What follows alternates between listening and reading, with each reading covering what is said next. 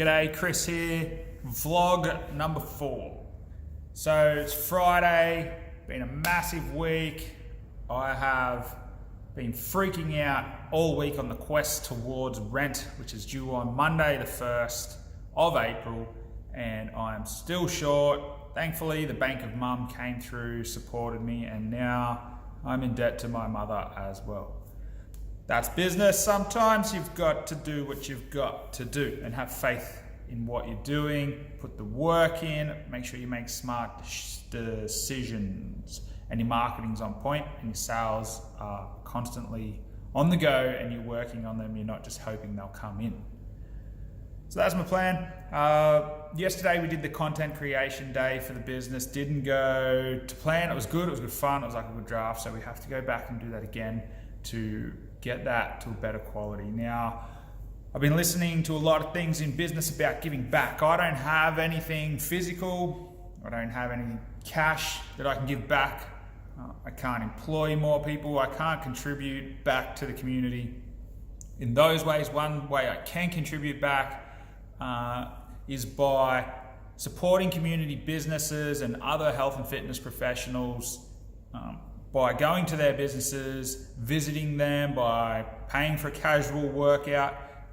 I do some filming and then I'm going to start publicizing their place. It works mutually beneficial. I get to meet people, I get to expand the reach of my business, but also I get to give something back by doing some publicity for them and showing the rest of the city that I live in how great all the fitness institutions and the health professionals of this city are. So that's my way of giving back. It's not much, but it's something. It's a start and I feel it's better than nothing. It's 100% not designed to be me. I want it to be something that's great for the other person as well. When things are mutually beneficial, that's awesome. But it's important to me for this to be a thing about giving back, not taking, because I feel fortunate to have all the things I have, to have had the opportunities I have, and to be running my own business in this city. So I need to support the other businesses in town best I can. That's how I'm going to do it. Boom. The other exciting things for the business is the virtual assistants. I have one guy now who I had the meeting with that I told you about. He's now going to start training as himself in marketing strategy. I gave him a strategy, which is a month in advance strategy, breakdowns of who our target markets are each week, each 2 weeks, our target products for the weeks, our target brands for the month, the whole shebang. Hopefully I get him to a stage where he can start designing that system and the strategy himself, so I don't even have to take the time out to plan the strategy. First steps, baby steps, so I need to teach him the strategy, I need to coach him in how to develop the strategies, the type of people we need to target, when we need to target them, times of year, special occasions, etc. It's going to be a long process, but I feel good having a guy who wants to be a part of it, who wants to learn this stuff and take the job on. So that's a great opportunity, very exciting. It'll take a lot of pressure off me if I can get him up to speed. As far as everything else, this week's just really been hard on mentally trying to stay focused and positive with the big rent, $4,000 this month that is due. Sometimes, that can be 50% of my daily intake has to go to rent. You can do the maths on that. That means, some days I don't make much money at all, but I got a lot of bills to pay. It's my fault. I'm the one that took over this lease from the previous owner. Still though, I can't sit back and go, oh, well, I signed it, that's the way it is. I have to be active in trying to sort that overhead out, put some things in place to help reduce those expenses or help me combat them, increase my sales, improve my marketing, get to the real estate and say, hey, this rent's too high.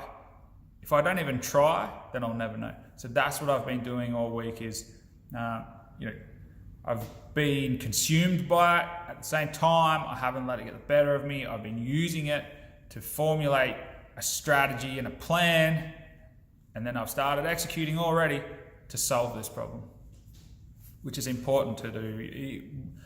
My main motto in life is adapt and overcome. I think it's an ex-military sort of thing, and it's just a great way to live your life. Adapt and overcome. Don't get to a situation and be overwhelmed or overthrown by it if it's unexpected. I get there, it may not be what I want. I'm like, oh shit, this wasn't in the plan. How am I going to deal with it? And then I just formulate a new plan and I go round it, through it, over it, under it, doesn't matter. I just keep going forward. Do not let it worry me. Constantly just hit the hurdle, go around it. Doesn't matter. Water off a duck's back. If it happened yesterday, I can't dwell on it. I have to go forward. That's the mindset of how I exist and how I run my business. Always forward, never back. And Adapt and Overcome is also the name of my new podcast that I decided to release, which I'm going to use as another platform to give back.